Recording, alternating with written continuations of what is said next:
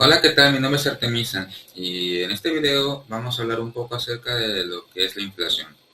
La inflación nosotros la conocemos o asociamos principalmente al índice nacional de precios al consumidor, es decir, cuando los precios de los productos y servicios aumentan en un cierto periodo de tiempo, nosotros hablamos de inflación.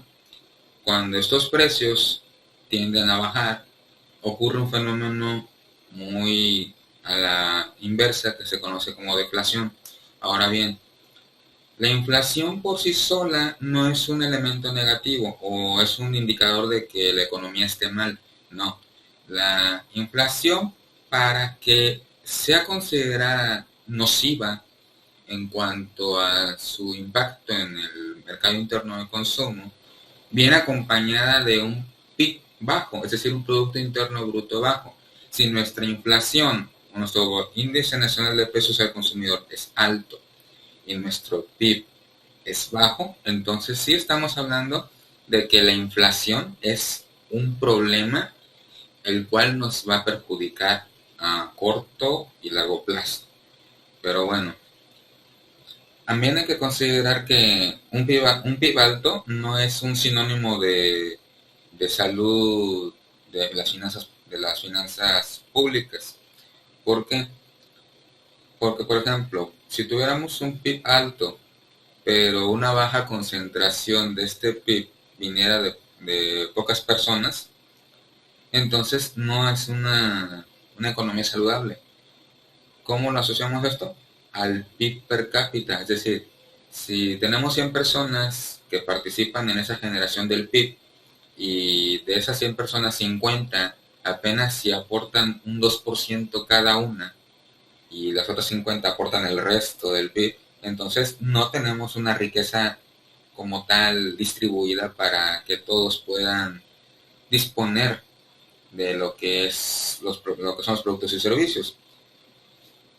Dejando en claro esto, si hay un índice nacional de precios al consumidor alto y un PIB bajo, malo. Si tenemos un PIB alto y un INPC alto, pero el PIB per cápita es bajo, también es malo. Ahora bien, ¿qué elementos o qué actores son los que terminan afectando a la inflación como tal?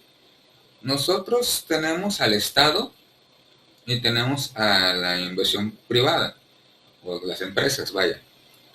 El Estado es el mayor responsable en cuanto a sus políticas públicas económicas, de que exista una inflación o no. Porque, por ejemplo, cuando hablamos de productos, tenemos dos vías. Una es la producción nacional y la otra es importación. Si la producción nacional es baja, el volumen de importación aumenta para poder satisfacer la demanda. Y este volumen alto de importaciones termina afectando. ¿Cómo el Estado participa de esta manera?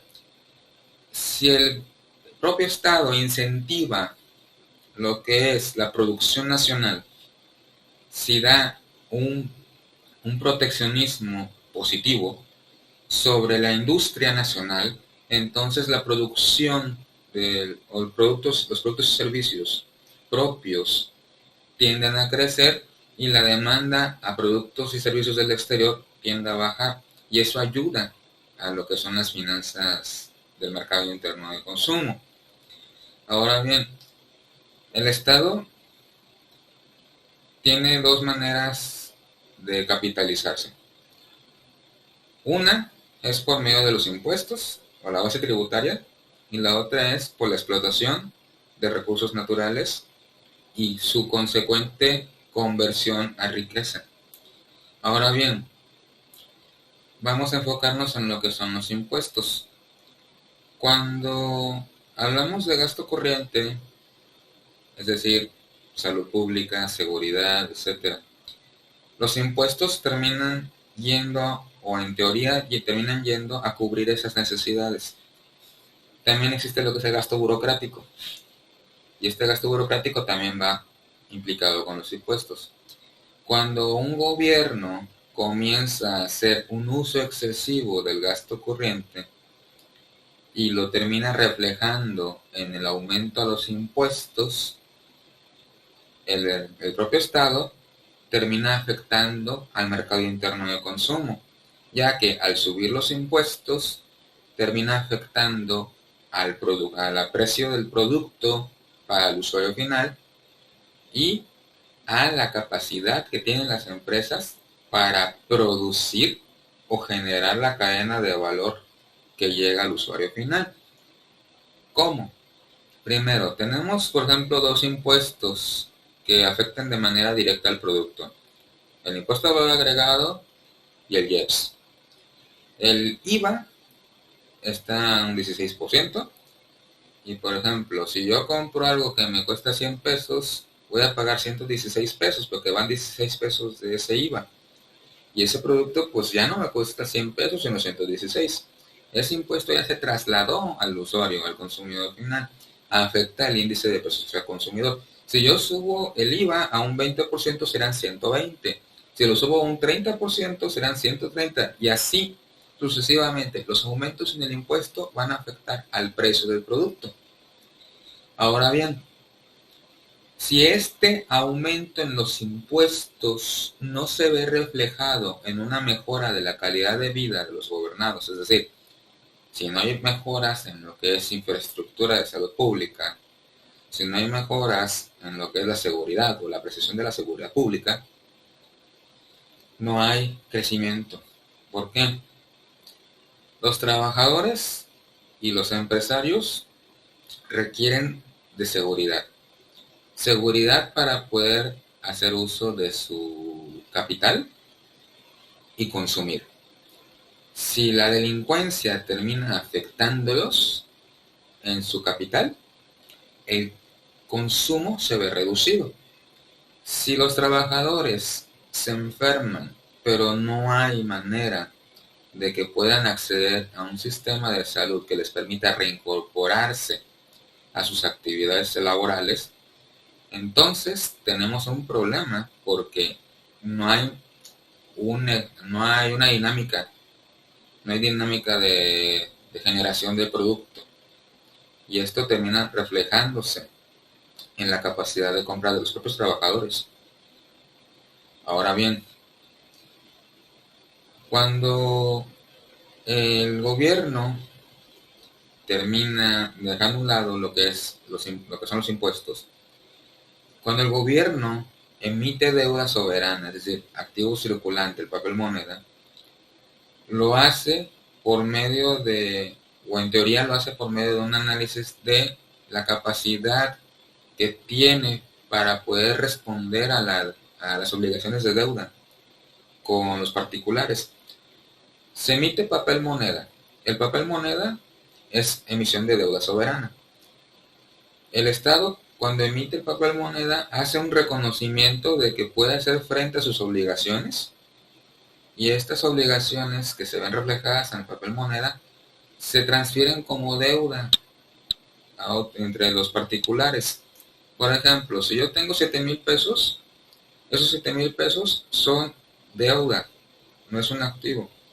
Yo voy a pagarle, por ejemplo, a una tienda una televisión por 7,000 pesos, entrego esos 7,000 pesos, son la deuda del Estado transferida a otro particular. Pero ¿qué pasa cuando este efectivo circulante crece más allá de la posibilidad de pago del Estado? Es decir, cuando emites cuando emites papel moneda que no tiene respaldo. Cuando se emite un sobreflujo de circulante en el mercado, los precios tienden a subir, porque yo como empresa tengo una televisión, esta televisión tiene un valor, es decir, tiene un costo de producción, tiene un costo de transportación, tiene un costo de almacenamiento y es un activo. ¿Okay? Tú lo puedes tener, llevártelo a tu casa, instalarlo y es un activo. Pero el papel moneda es una responsabilidad de deuda.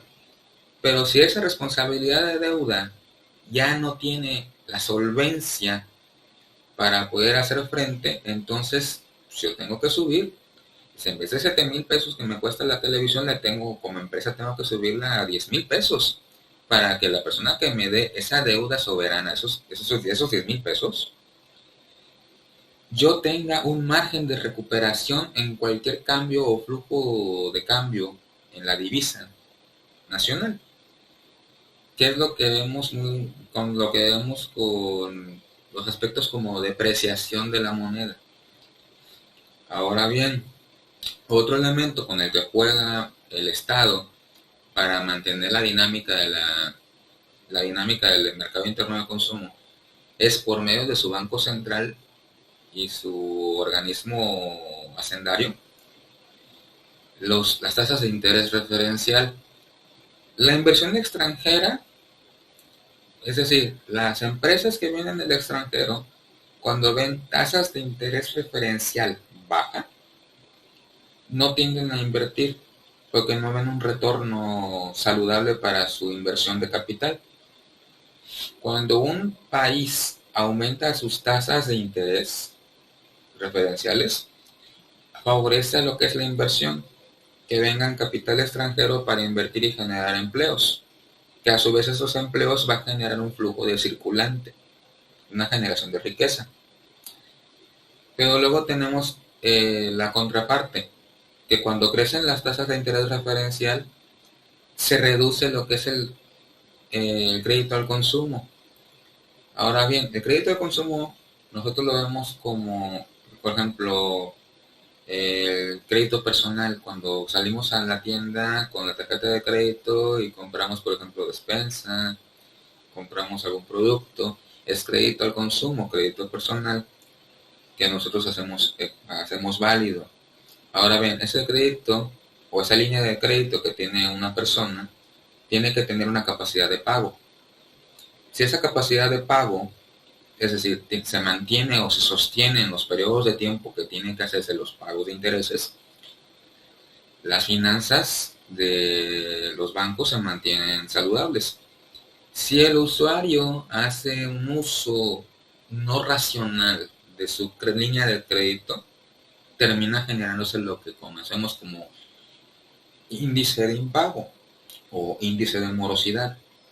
Ahora bien, ¿esto afecta a los bancos? Sí, afecta a los bancos y en consecuencia afecta al mercado interno de consumo, porque se termina limitando las líneas de crédito.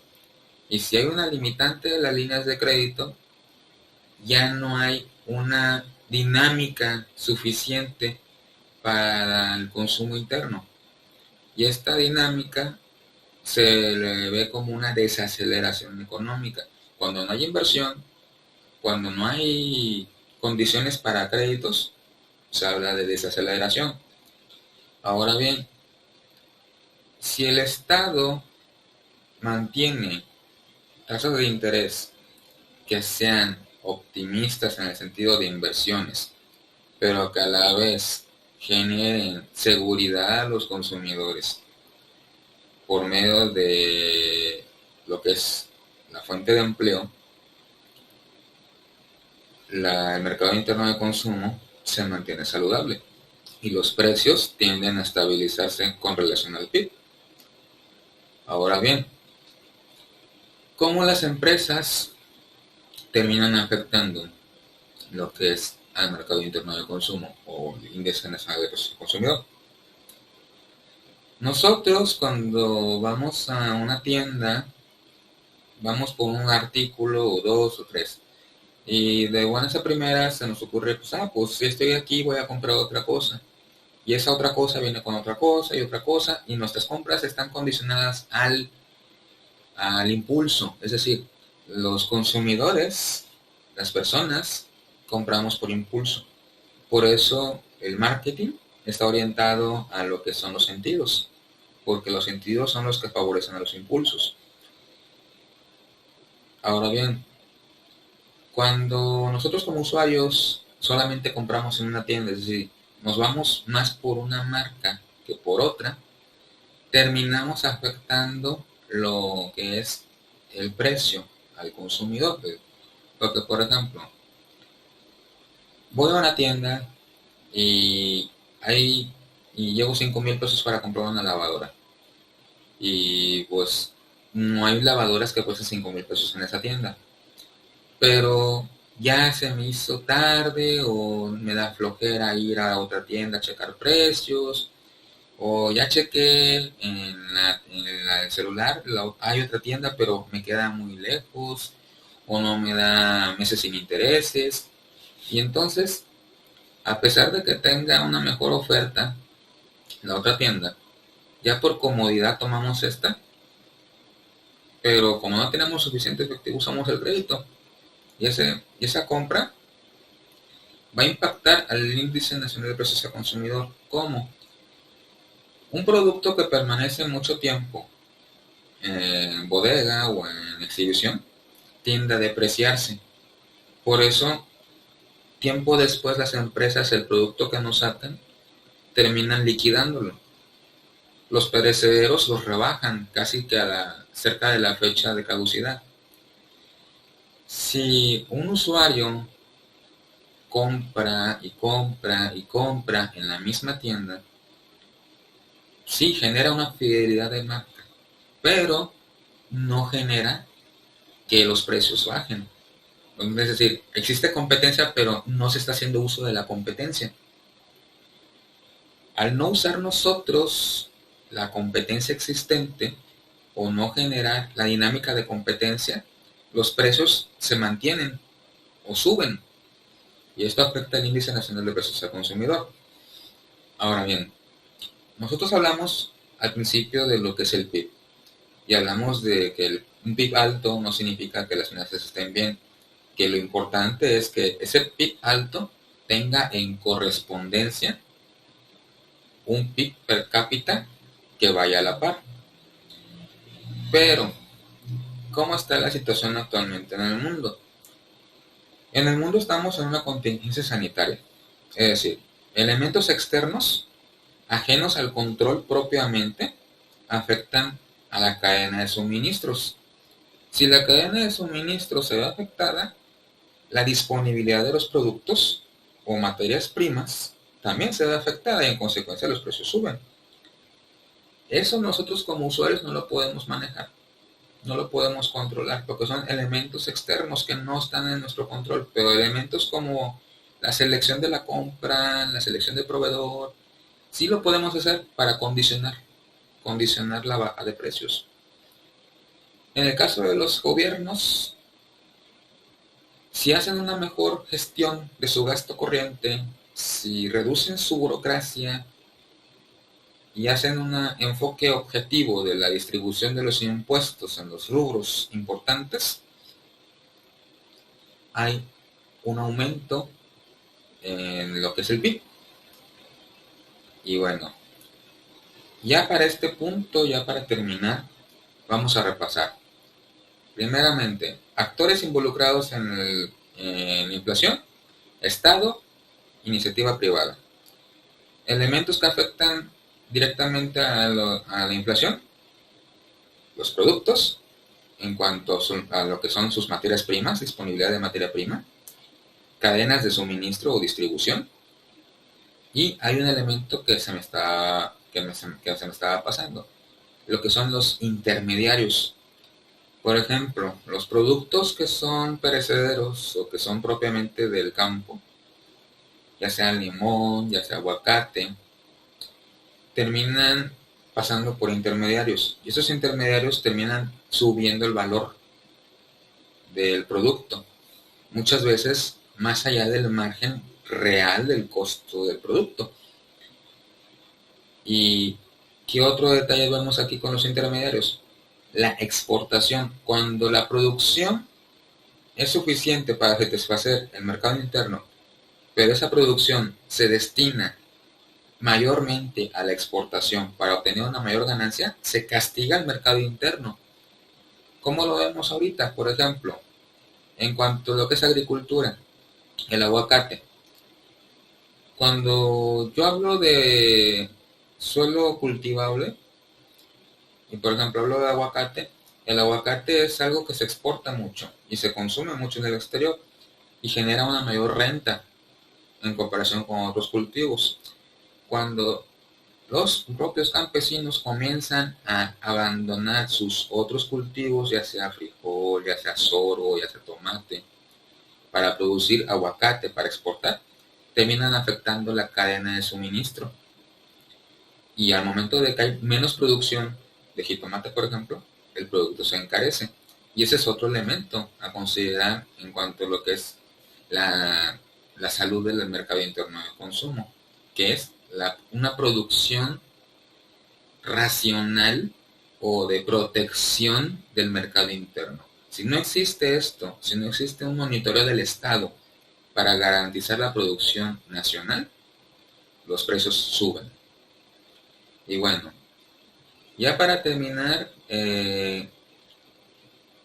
la inflación es un fenómeno multifactorial, es un fenómeno que nosotros mismos podemos modificar con nuestros hábitos de consumo y también depende mucho de nosotros como ciudadanos gestionarlo con nuestros gobiernos para que las políticas públicas de los gobiernos vayan orientadas a las necesidades de los gobernados o en este caso los ciudadanos. Bueno, muchas gracias por escuchar este video y pues nos vemos la próxima vez. Chao.